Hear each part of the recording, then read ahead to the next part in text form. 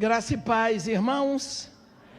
Gostaria de convidar a igreja a abrir a Bíblia no Evangelho de Jesus Cristo segundo Mateus. E vamos ao capítulo 6, começando no versículo 5.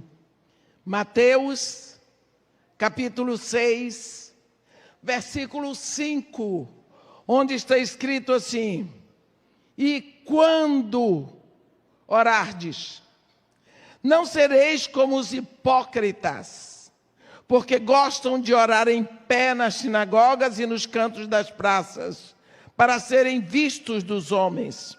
Em verdade vos digo que eles já receberam a recompensa.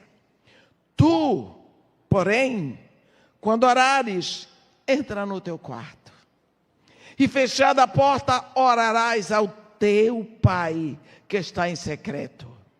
E teu Pai que vê em secreto te recompensará. E orando não useis de vãs repetições como os gentios, porque presumem que pelo seu muito falar serão ouvidos. Não vos assemelheis, pois, a eles, porque Deus, o vosso Pai, sabe o que tendes necessidades, antes que lhe peças. Amém. Um dos assuntos mais profundos, necessários e completos da nossa vida como filhos de Deus é a oração. Porque filho que não fala com o pai, filho que não ouve o pai, que tipo de filho é esse? Jesus Cristo aqui, ele está falando para os seus discípulos. E ele traz uma novidade. Porque ele diz quando orardes. Ele não diz se orardes. Ele diz quando, significa que ele tem certeza que seus discípulos vão orar. Mas ele diz assim: não sereis como os hipócritas. Então os hipócritas também oram. Qual será a diferença da oração do hipócrita para a oração do filho? É que o hipócrita, ele quer se mostrar, ele quer ser visto, ele ora para fora, e o filho ora para o pai. Mas, um dia, como é isso de oração? Um dia os discípulos de Jesus Cristo disseram para ele: Mestre, ensina-nos a orar. Ora, eles eram todos adultos. Eles conheciam todas as orações do Antigo Testamento. Eles agora perceberam que havia um elemento diferente na oração de Jesus. Eles perceberam que quando Jesus orava, não era igual como os rabinos, como os escribas, ou mesmo como os saduceus. Existia um elemento novo, tinha aquela coisa que eles não sabiam explicar. Então eles disseram: Mestre, ensina-nos. Nós queremos isso aí que o Senhor tem. E Jesus Cristo, com muita tranquilidade, do jeito que ele é, ele diz: tudo bem. Quando orardes, dizei, é para dizer: Pai nosso que estás nos céus. Meus irmãos, eu queria estar lá para ver o resultado disso. Você pensa que aquela palavra de Jesus Cristo, quando orardes, dizei, Pai, aquilo, pá, foi uma bomba na cabeça daqueles discípulos. O quê? Eu posso chamar a Deus de Pai? Jesus disse: toda gente, qual é o problema? Pai. Eles conheciam as orações do Antigo Testamento, mas eles nunca viram um profeta, um sacerdote, um patriarca, Nem Davi, tinha o coração semelhante a Deus, chamou a Deus de Pai. Moisés, que falava com Deus face a face, não chamou Deus de Pai. Abraão, que era amigo de Deus, não chamou Deus de Pai. Era, ó Senhor Deus Todo-Poderoso, Deus de Abraão, de Isaque e de Israel. Existia reverência, mas existia um distanciamento. Mesmo sabendo que Deus ouve, mas existia um distanciamento. Agora Jesus Cristo chega com essa novidade. Quando orardes, dizei Pai. Como que eles iriam chamar a Deus de Pai? Pai é alguém muito íntimo. Pai, nós sentamos no colo. Pai, tem mãos que afagam, abraços. Pai, tem mão que puxa a orelha e que dá palmada. Pai, como eu vou chamar a Deus de Pai? Jesus disse, quando vocês estiverem juntos, vocês digam Pai Nosso. Mas tu, sozinho, entra no teu quarto, fecha a porta e ora ao teu Pai em secreto. E o teu Pai que te ouve em secreto te recompensará. Pai. Pai. Eu queria falar hoje com os irmãos sobre isso. Aqui em Apocalipse, no capítulo 8, nós vamos ver um momento tão específico sobre a nossa oração, nós que somos filhos. A Bíblia diz, quando o Cordeiro abriu o 7º selo, fez silêncio no céu cerca de meia hora.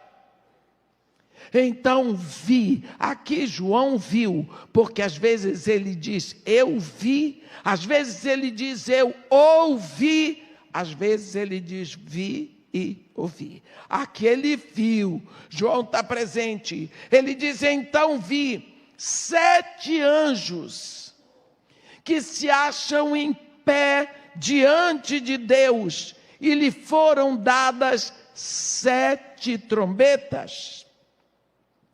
Veio outro anjo, que não fazia parte do grupo desses 7.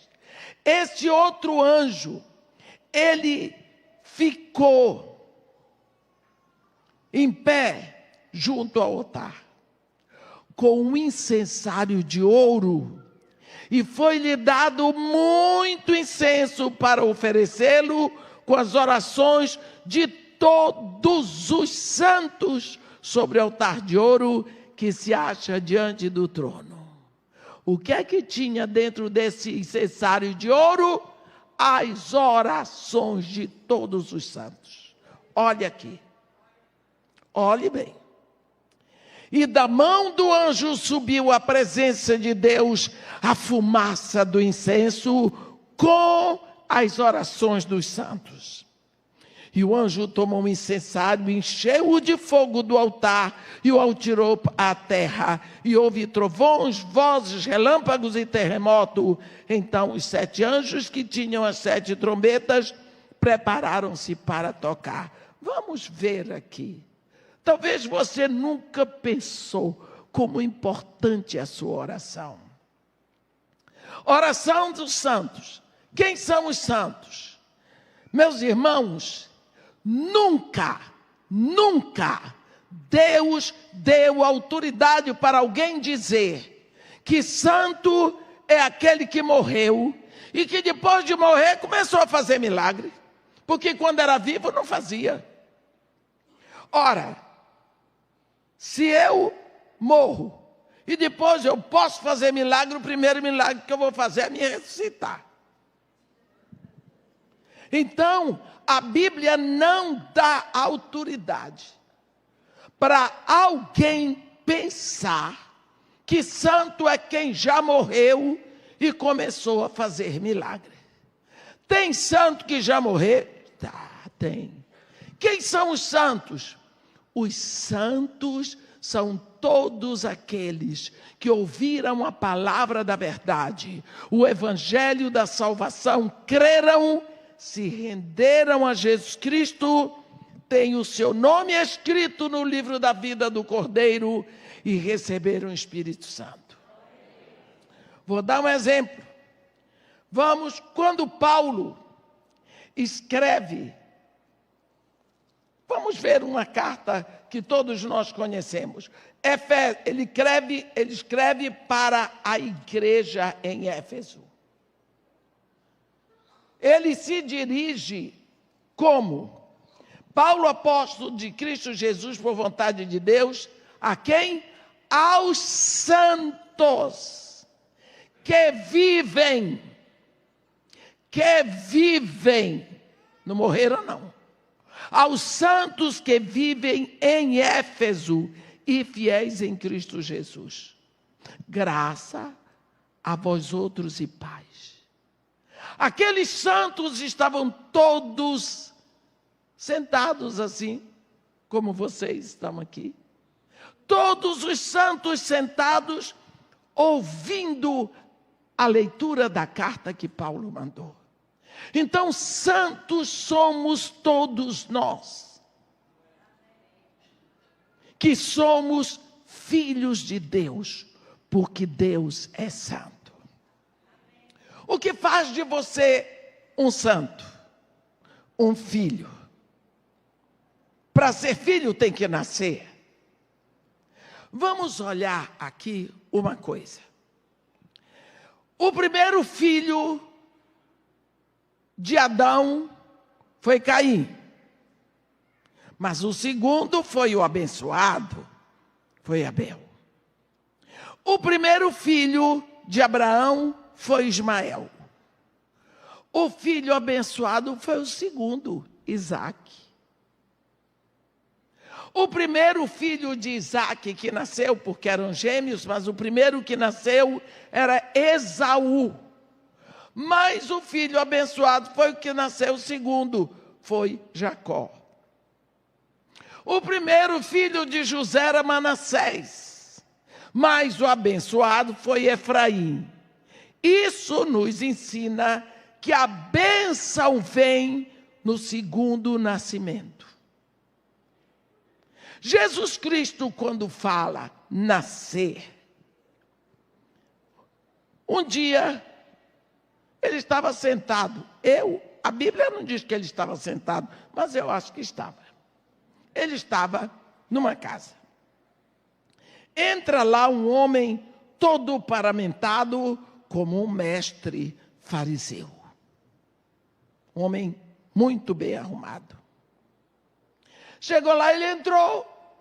Ele olhou para Jesus e disse: mestre, nós sabemos, esse homem sabia muito, que tu és vindo da parte de Deus. Porque ninguém pode fazer os sinais que fazes se não tiver vindo de Deus. Pronto. Confrontou. O homem sabia muito. Ele não sabia que ele estava falando com Deus. Jesus Cristo é Deus. Jesus Cristo é Deus vestido de homem. Mas ele não sabia que Jesus Cristo é Deus visível, palpável, audível. Mas ele confrontou. E Jesus Cristo sentado, do jeitinho dele, ele disse: em verdade eu te digo, se não nasceres de novo, nem verás o reino de Deus. Nicodemos pensou: e o mestre é doido. Como é que pode um homem adulto nascer de novo? Vai entrar no ventre de sua mãe para nascer de novo? Jesus Cristo disse: oh, Nicodemos, tu és mestre em Israel, tu não sabes dessas coisas. Olha, Nicodemos, olha o vento. O vento existe. Tu sabes como está ventando. Tu sabes de onde veio o vento? Tu sabes para onde ele vai? Assim são todos que são nascidos do Espírito. Isso é algo que não dá para você compreender. Nicodemos, o que é nascido da carne é carne. O que é nascido do Espírito é Espírito. Quer dizer, qualquer criança sabe, ouve e compreende essa pregação. O que Jesus estava dizendo? Se nascer da vaca é bezerro. Se nascer da cadela é cachorro. Se você nasceu do ventre da sua mãe, você é um ser humano. Então, para ser filho de Deus, e Deus é Espírito, tem que nascer do Espírito. Eu fico imaginando a cabeça de Nicodemos, coitado, com uma conversa dessa. Porque para nós hoje é fácil, mas coitado do Nicodemos. Como que isso acontece? A Bíblia diz que o propósito de Deus para nós não é salvação, é santificação. Porque a palavra de Deus diz em Efésios 1, Deus nos escolheu em Cristo antes da fundação do mundo para sermos santos, não é para sermos salvos. Só que ninguém pode ser santo se antes não for salvo. Então Deus nos salva, porque a Ele pertence a salvação. Está escrito Jonas 2, versículo 9. Ao Senhor pertence a salvação. É Ele que salva. Nós podemos pregar o que pregar, mas é Deus que salva. Então Ele nos salva. Salvou? Agora somos santos. Agora vamos andar em santificação.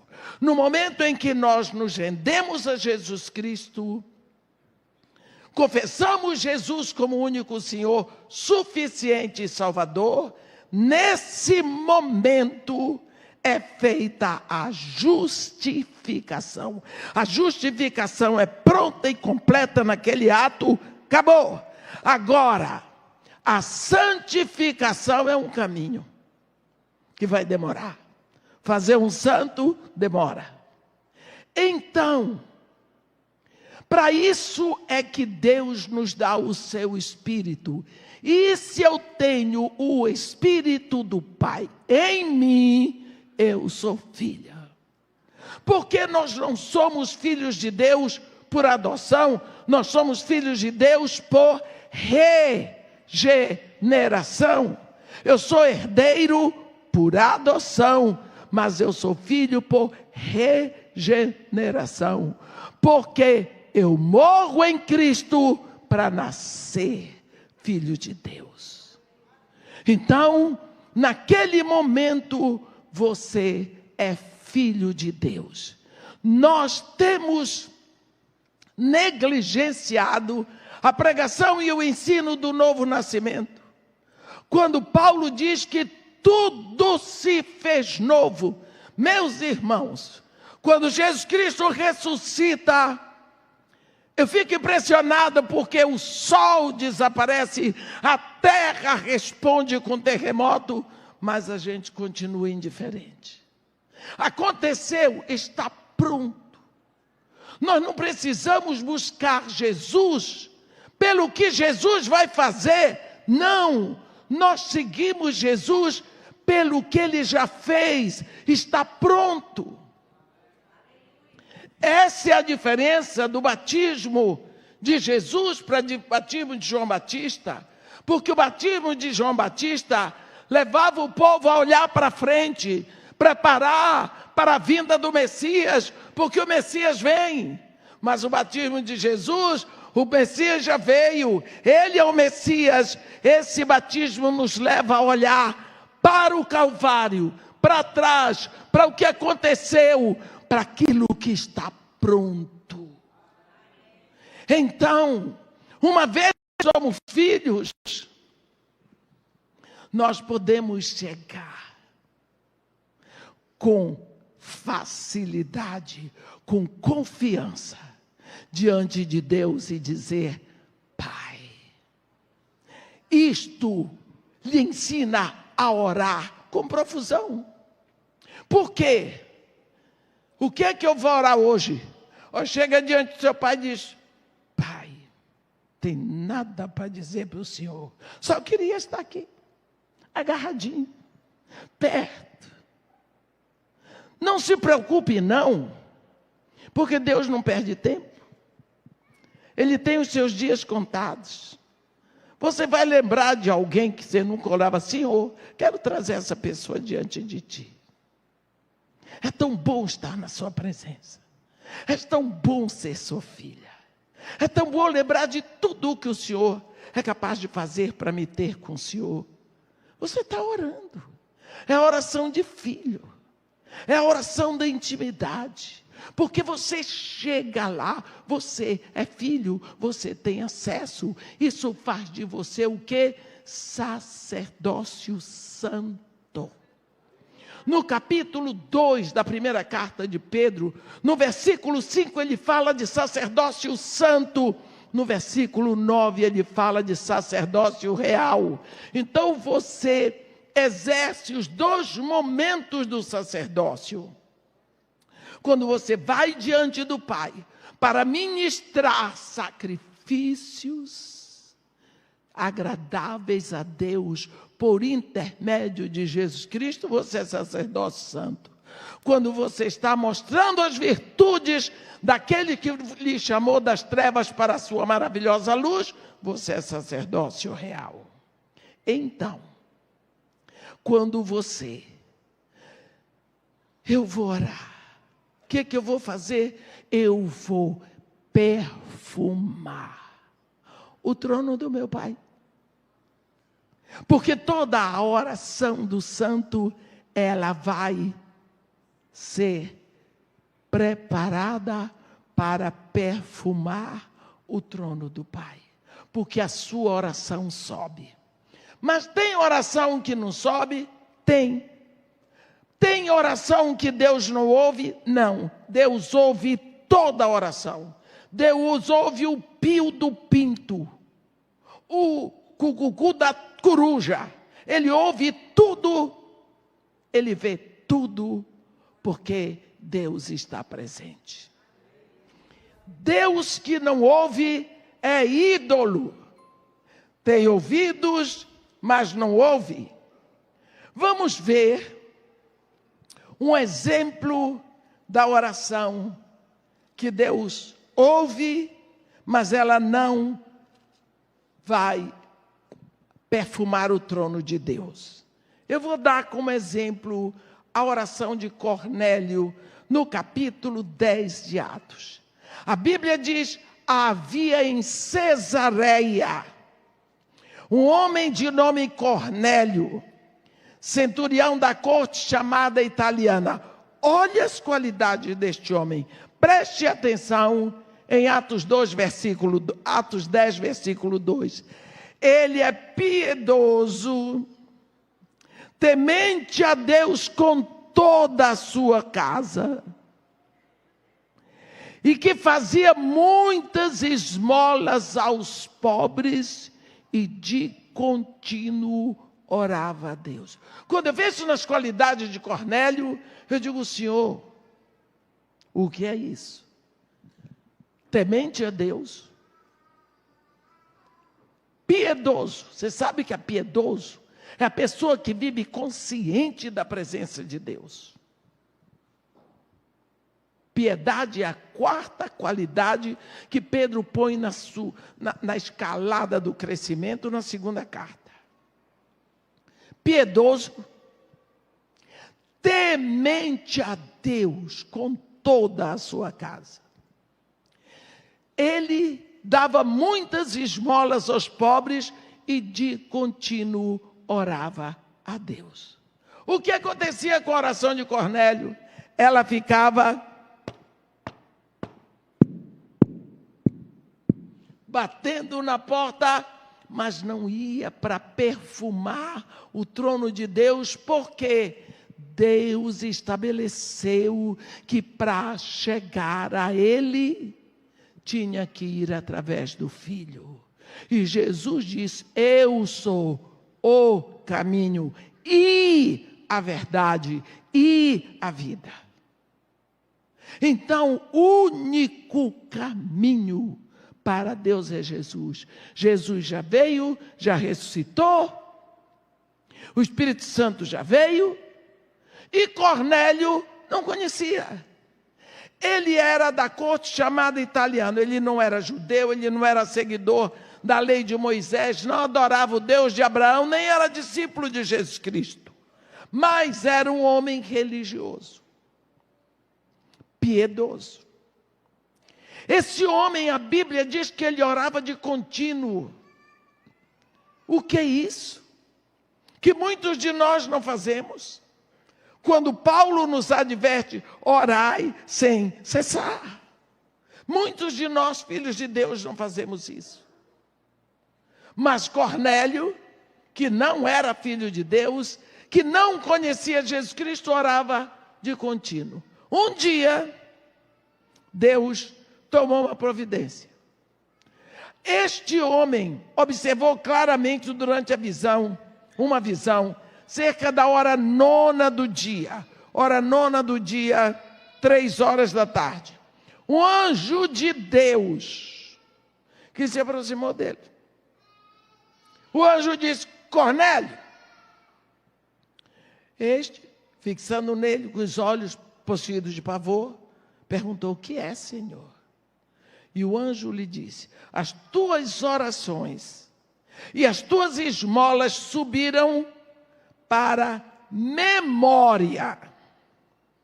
Não é para perfume, para memória diante de Deus.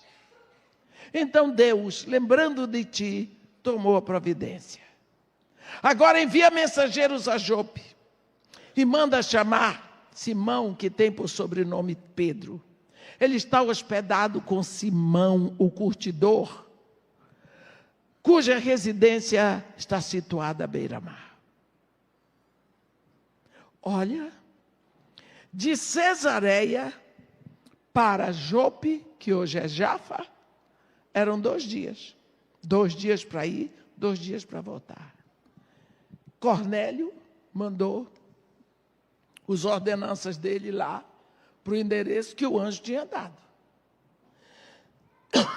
Eu não vou dizer o que aconteceu lá, que a pregação não é sobre isso. Eles vão, esses ordenanças que foram, vão trazer Pedro. Enquanto ele foi, Cornélio preparou, chamou os seus amigos, sua família toda, ele preparou uma congregação grande. Por quê? Ele não sabia o que Pedro ia dizer, mas ele sabia que foi Deus que mandou. Ele sabia que este homem tinha alguma coisa da parte de Deus. Havia uma expectativa no coração dele. E ele criou essa expectativa no coração de todos os ouvintes. E quando, enfim, 4 dias depois, Pedro chegou. Pedro pergunta para ele: porque o Senhor me mandou chamar? Então, ele respondeu e contou a história toda para Pedro. Capítulo 10 de Atos, versículo 30. Aí, quando Cornélio acaba de explicar, ele diz: fizeste bem em vir. Agora, pois, estamos todos aqui na presença de Deus, prontos para ouvir o que foi ordenado da parte do Senhor. Meus irmãos, este é um versículo que me constrange. Todas as vezes que eu vou pregar, e eu prego todos os dias, às vezes 3 vezes por dia, que eu chego no púlpito e eu olho para a Assembleia dos Santos, eu vejo a Assembleia dizer: nós deixamos a nossa casa, o nosso conforto, trabalho para fazer, pagamos transporte, gasolina para estar aqui, prontos para ouvir o que te foi ordenado da parte do Senhor. Por isso que nós temos o dever de respeitar o púlpito e o que sai do púlpito. Porque nós estamos entregando o que Deus, o Senhor, nos ordenou. Porque ninguém sai de casa para ouvir abobrinha de pregador. Cornélio diz isso para Pedro. Olha a responsabilidade. Pedro começou então a entregar o que ele tinha. E ele tinha Jesus. Ele tinha o Evangelho. Ele tinha o Espírito Santo. Ele começou a derramar. A Bíblia diz no versículo 44 aqui de Atos 10. Ainda Pedro falava estas coisas quando caiu sobre todos os que ouviam o Espírito Santo. Agora, o Espírito, eles ouviram, existiu uma expectativa, os corações estavam sedentos para ouvir o que Pedro tinha para entregar. A palavra caiu na terra. Eles creram, eles se renderam, sentados no banco, e o Espírito veio selando cada um que estava ali. Eu posso imaginar, aquele momento o Evangelho estava partindo para os gentios. O que aconteceu? Da agora em diante, a oração deles sobe para perfumar.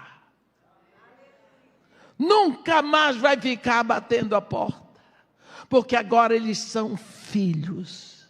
Agora começa ali a primeira congregação verdadeiramente gentia, na casa de Cornélio. Olha como Deus trata a oração. Quantas pessoas dizem para mim: mas irmã, a minha avó, ela não era crente, mas ela era uma pessoa tão boa. Eu ainda não ouvi falar de uma avó que seja ruim. Né? E é que nem neto feio, não existe. Neto feio é só o dos outros. Né? A minha avó era boa. A minha avó, ela fazia muita caridade. Ela distribuía cesta básica. Ela ajudava os pobres. Graças a Deus. Porque quando Deus estava tecendo a velha no ventre da mãe dela, da sua bisavó, Ele colocou ali um dom chamado misericórdia. Porque quando Deus está nos tecendo no ventre da nossa mãe, Ele distribui 7 dons. 7. Profecia, serviço, ensino, exortação, dar ou contribuir, presidir e misericórdia. Ele vai distribuindo. Estão lá em Romanos 12. Mas ela recebeu esse dom. Mas quem diz que isso lhe dá salvação? Não. Salvação só em Jesus. O único caminho para Deus não são as obras. Para Deus como Pai, o único caminho é Jesus. Ou você se rende a Jesus Cristo como único Senhor, suficiente Salvador, ou nada feito. Existia aqui em Atos mesmo, nós vemos como Deus toma providências. No capítulo 16 tem um momento tão engraçado. Paulo estava começando sua segunda viagem. E na segunda viagem nós sabemos que já vão 2 grupos. Barnabé vai com João Marcos por Chipre, Paulo toma Silas e desce por Tarso, ali mesmo na Cilícia. Desce e ele vai, primeiro nas igrejas que ele tinha passado na primeira viagem, não é? Para entregar a carta que ele tinha trazido de Jerusalém, do concílio, dizendo que o ministério dele estava consagrado e que os deviam fazer os gentios agora. Então, quando ele acabou de passar naquelas primeiras igrejas que ele foi, Icônio, Listra, Derbe, então ele agora segue. Na cabeça de Paulo, tinha assim, vou para a Ásia. Ele só pensava em Ásia. Está no meio do mar. A Bíblia diz, percorrendo toda a região frígio-gálata, tendo sido impedidos pelo Espírito Santo para pregar a palavra na Ásia. Lá vão eles, os missionários, homens santos, para a Ásia. O Espírito Santo impediu. Não é para cá, não. Aí você diz assim, mas a Ásia já estava evangelizada? Não sei, acredito que não. Mas o Espírito Santo disse, não é para cá. Aí eles voltaram. Aí eles tentavam, a Bíblia diz, ir para a Bitínia. O Espírito de Jesus Cristo diz negativo, não é para cá. Quando eu vejo isso aqui me dá um conforto. Sabe você que é líder na igreja? Quando você diz, e agora o que é que eu vou fazer? Você não tem a menor direção. Você só sabe o que não tem que fazer. Mas qual é a próxima direção? Para onde vai o próximo passo? Você não sabe. Eu me conformo com isso aqui. Paulinho também não sabia. Silas, essa turma boa. Estava impedido. E não era o diabo, não. Espírito Santo, Jesus Cristo. Eu imagino a aflição. Eu imagino a dor, o clamor daqueles corações. Paulo, à noite, teve uma visão. Um homem vestido de macedônio, quer dizer, o anjo se fantasiou de macedônio, e vem para Paulo, e em pé, a Bíblia diz que em pé, ele rogava, ele nem pedia, ele rogava a Paulo. Passa na Macedônia e ajuda-nos. Pensa. Paulo entendeu. Então é para ir para a Macedônia. Se viraram, chegaram em Filipos. Quando foi no sábado, eles partiram para fora da cidade. Mês passado eu estive lá com a Ângela. Sabe o que acontecia? Filipos era uma cidade que não tinha nenhuma sinagoga. Quando você compara isso com Damasco, Damasco tinha por volta de 40 sinagogas. Mas Filipos não tinha nenhuma, porque para ter uma sinagoga precisa haver pelo menos 10 homens versados na lei e nos profetas. Mas não tinha. Então os poucos judeus que tinham naquela cidade, eles saíam da cidade para o lado de fora, onde havia um rio, e ali foi criado um lugar de oração para os judeus. Os poucos que existiam se reuniam ali fora da cidade, às margens de um rio pequeno. E lá tinham umas mulheres que se reuniam para orar. Oravam como se orava no Antigo Testamento. Não, a oração delas batia, Deus ouvia, mas não vinha diante de Deus, porque não vinha através de Jesus. Mas a mulherada orava. A mulherada orava. Este anjo, vestido de macedônio, diz para Paulo, passa na Macedônia e ajuda-nos. Em outras palavras, tem uma mulherada lá orando, não dá mais para aguentar. Vai lá, indica o caminho da oração. Eles entenderam que era para ir para a Macedônia, no sábado, que é o dia do culto judaico, saíram da cidade. Quando chega lá, estava a turma, a mulherada. Está vendo que coisa boa? Paulo, conversando com elas, pegou logo uma, a Lídia, numa conversa.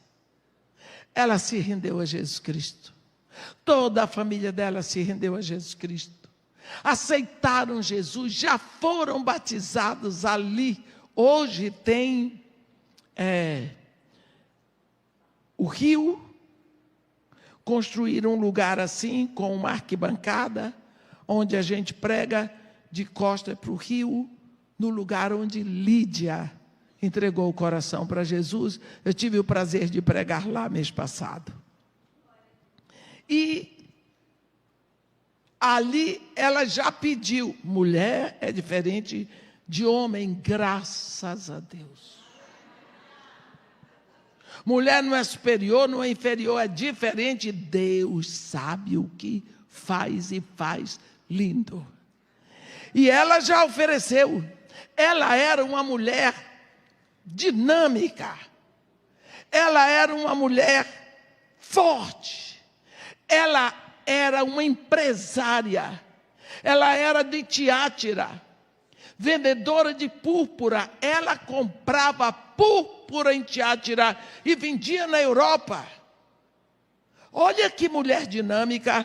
E ela já convidou os missionários, Paulo, Silas e a turma, se achassem que ela era digna, para ficarem na casa dela. Lógico, não tinha onde ficar mesmo. E foram para lá. Ali, naquele momento, o evangelho entra na Europa. Viu? Era a hora do evangelho entrar na Europa. A mulherada clamava, como quem diz: nós não temos Jesus, nós não sabemos como fazer, mas nós queremos algo maior. E Deus supriu. Deus mandou os seus missionários levarem a novidade, porque tudo já se fez novo, para que elas se tornassem uma nova criação. E assim o evangelho entra, a primeira igreja na Europa, na casa de Lídia, se torna a igreja dos filipenses, a igreja que sustentava o ministério de Paulo. Entrou ali, oração de umas mulheres. Deus manda Paulo ali para apresentar seu filho. Por causa disso, entrou o ministério na Europa, entrou a pregação na Europa. Lógico que Satanás vai se levantar. Como? De que forma? Paulo e a turma dele saíam todos os dias da casa de Lídia e iam para o lugar da oração. E ali aconteciam milagres. Paulo pregava a palavra.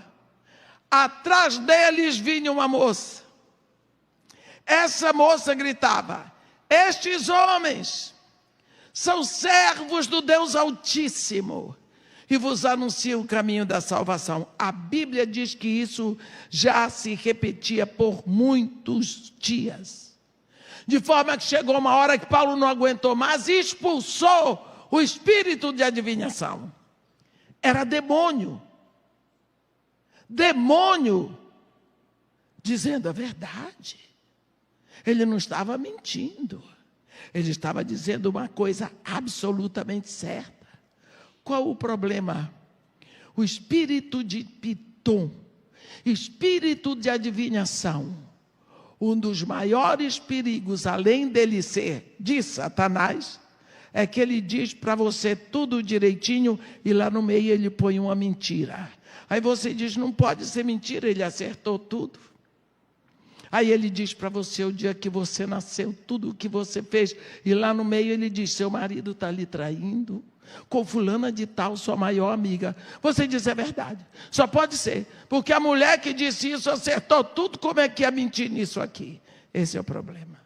Chama-se espírito de Pitum. E Paulo não queria demônio misturado no ministério dele. Então nós vemos, por causa dessa reunião de oração, entra o evangelho na Europa e começa a perseguição.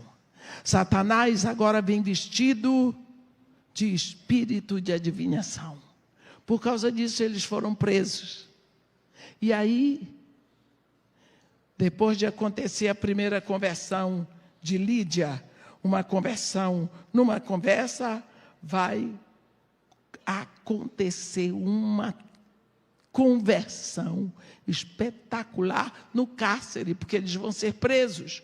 O dono dessa moça que adivinhava ficou revoltado, porque ela parou de adivinhar, ficou livre do espírito que adivinhava, e Paulo vai preso, e ele lá começou a cantar com Silas à noite, louvores e orando, e Deus sacudiu os alicerces da prisão.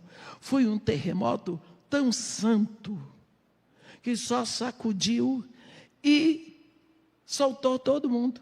Quebrou as cadeias, os grilhões, e o carcereiro por isso ia se suicidar. Paulo disse, não faças isso contigo, porque todos nós estamos aqui. Quando ele acendeu a luz, ele olhou para Paulo e disse, que devo fazer para ser salvo? Todo mundo quer ser salvo. Todo mundo quer ser salvo. Mas, resposta de Paulo, crê no Senhor Jesus. Consequência, serás salvo, tu e a tua casa. A salvação não é, a salvação é consequência do senhorio. Se Jesus é o seu Senhor, Ele salva, porque Ele salva o que é dele. Então, primeiro você se rende a Jesus para Ele ser o seu Senhor, o seu dono, o seu proprietário. Então, porque Ele é seu, porque você é dele, Ele cuida, Ele salva.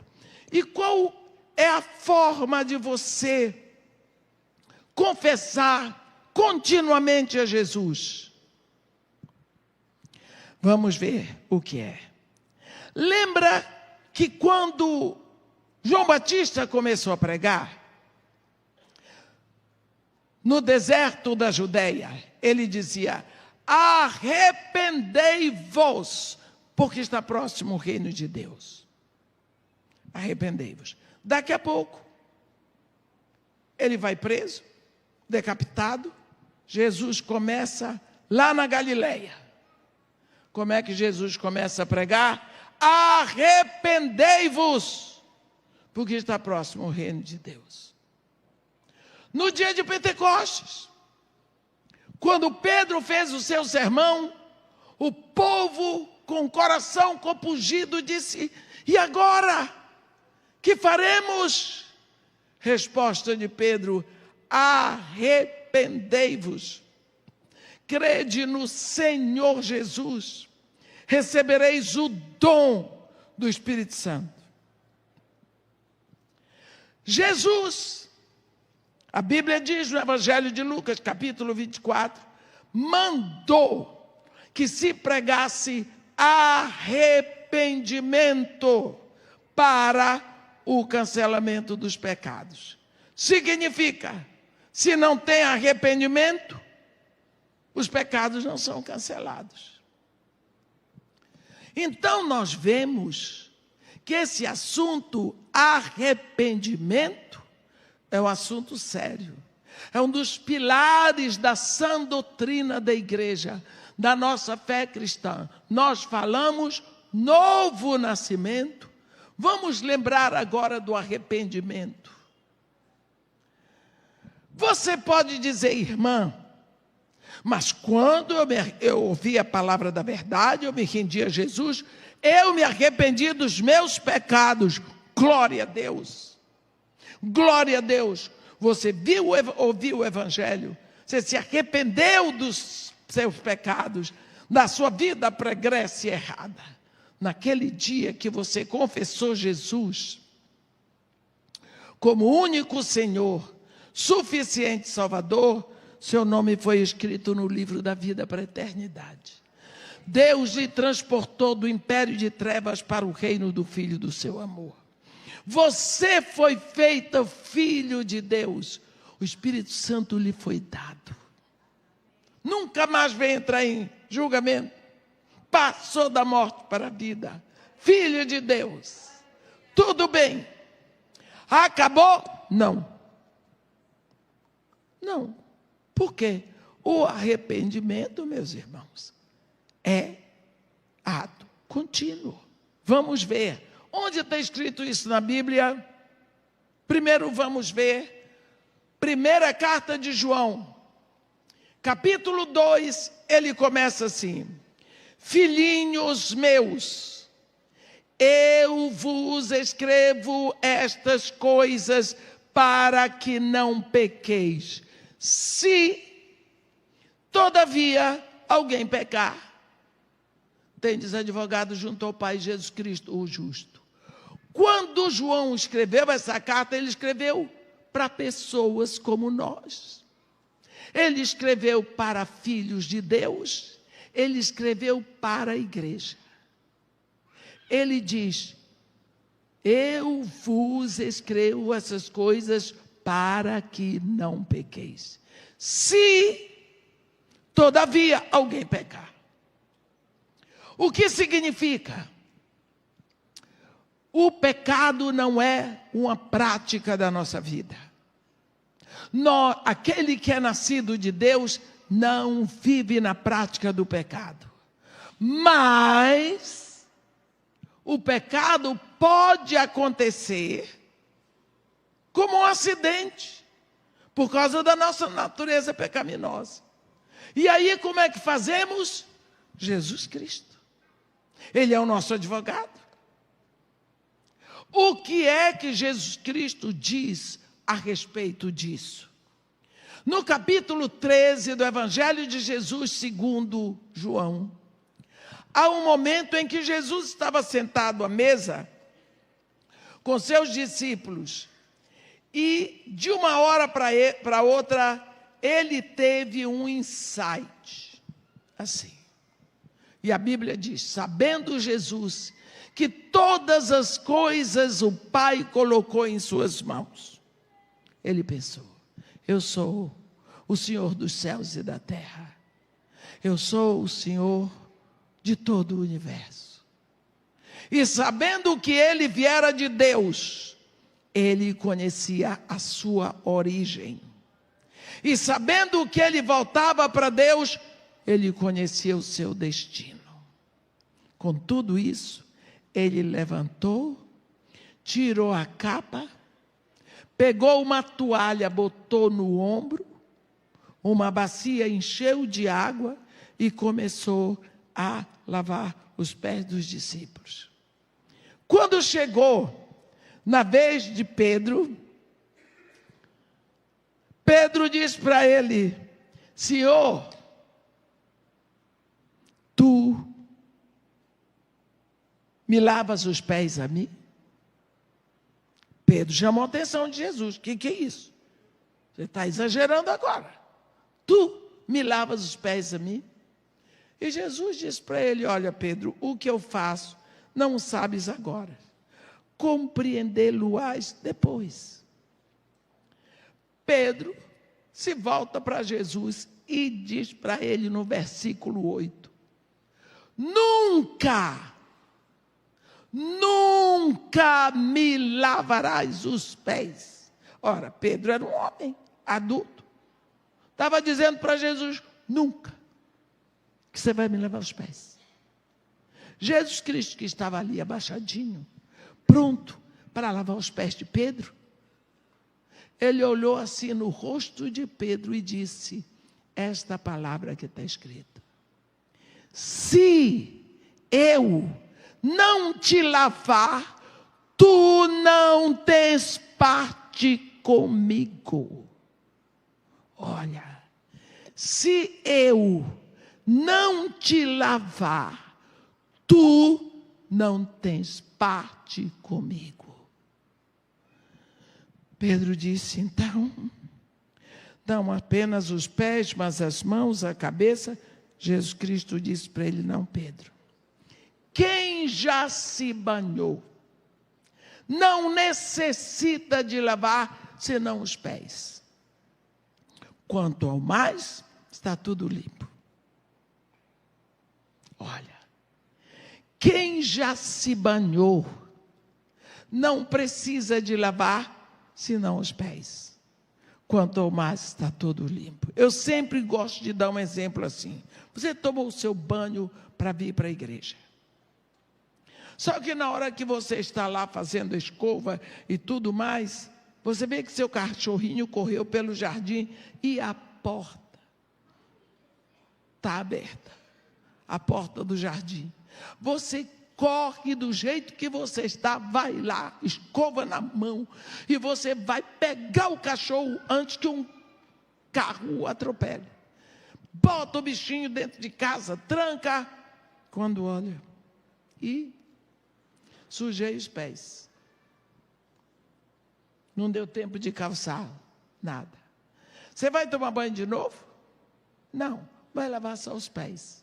É isso que Jesus está dizendo, quem já se banhou não necessita de lavar, senão os pés. Quanto mais está todo limpo. Olha, Paulo nos diz em 1 Coríntios, no capítulo 6, ele diz, ou não sabeis que os injustos não herdarão o reino de Deus? Injusto quer dizer aquele que não foi justificado. Nós falamos ainda agora que na hora que você se rende a Jesus Cristo, você é justificado. As suas contas foram pagas, está tudo tirado, você está 0 quilômetro. A justificação acontece naquela hora. Começa o processo da santificação que vai durar toda a sua vida.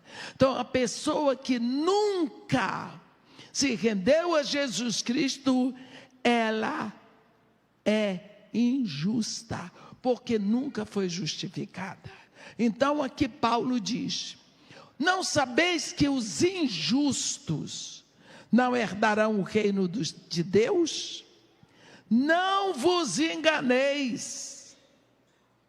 Ele diz, nem impuros, nem idólatras, nem adúlteros, nem efeminados, nem sodomitas, nem ladrões, nem avarentos, nem bêbados, nem maldizentes, nem roubadores herdarão o reino de Deus.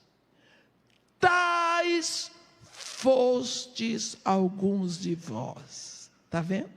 Está falando para a igreja. Tais fostes alguns de vós, mas, acabou, vós vos lavastes, mas fostes santificados, fostes justificados, em nome do Senhor Jesus Cristo e no Espírito do nosso Deus.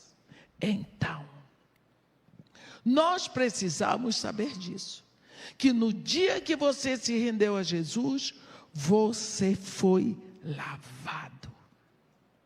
Mas, uma vez ou outra, pode ser que você suje os pés, que você peque. O que você tem que fazer? Correr para Jesus e dizer, eu lhe pertenço. Eu tenho parte com o Senhor, tenho consciência disso. O Senhor é o meu dono. O Senhor é o meu proprietário, o Senhor me pagou. O Senhor me comprou com o seu sangue. Eu estou aqui porque eu pequei. Nós precisamos saber que pecado, fulano não errou, ele pecou. Errar, eu posso errar um caminho, mas pecou. Pecado é ofensa a Deus. Erro não é ofensa a Deus, mas pecado. Nós temos tratado o pecado com muita leviandade, meus irmãos. Nós precisamos ir a Jesus, por quê? Porque fica um rombo na nossa vida. Rombo. Filho de Deus com um rombo que dá lugar ao diabo. Paulo diz, não deis lugar ao diabo. Quando é que eu dou lugar ao diabo? Quando eu deixo pecado na minha vida. Jesus Cristo diz, se eu não te lavar, tu não tens parte comigo. Então, quando eu sujo os meus pés, no sentido, quando eu peco, eu tenho que correr para Ele me lavar. Essa questão de arrependimento é muito sério na igreja. Nós não temos levado em consideração que nós temos isso a nosso favor, porque nós somos filhos de Deus. Quantas vezes nós não paramos para revisar a nossa vida? Ficamos tratando o pecado com leviandade e às vezes nos acostumamos com eles. E tem até pecadinhos prediletos. Pecados sem os quais não dá para você viver. Você se sente, você fica refém do pecado. Por quê? Porque você nunca vai diante de Deus para Jesus lhe lavar os pés. O pecado fica crônico. Meus irmãos, pecado gera morte. Morte. Nós precisamos saber disso. O Filho de Deus já foi morto para que você não precise viver na morte. Quando nós pensamos oração, a oração é o momento que nós chegamos para o nosso Deus e dizemos, Pai. E diante de Deus, a sua presença incide sobre nós a santidade. E na clareza da sua presença, o pecado, a sujeira que está em nós, ela fica exposta. O Espírito Santo em nós, ele não acusa pecado. Satã é uma palavra grega que significa acusador. O Espírito Santo não acusa, ele convence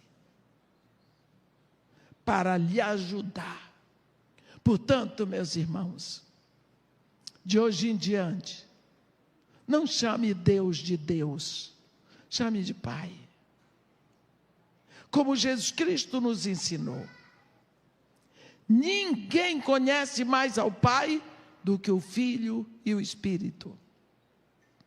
E se o Filho nos disse para chamarmos a Deus de Pai, é porque o Pai quer ser chamado assim. Use e abuse desse título. Pai. Pai. Ele é seu Pai. Em Jesus Cristo, deixa esta consciência e tomando conta do seu coração. E cada vez que você orar, você tenha prazer em dizer, Pai, eu quero que minha oração perfume a tua presença. Eu estou aqui, Senhor, para perceber que eu sou teu filho. Amém? Que Deus nos abençoe e nos guarde. Que faça resplandecer seu rosto sobre nós. E tenha misericórdia de todos nós. Amém.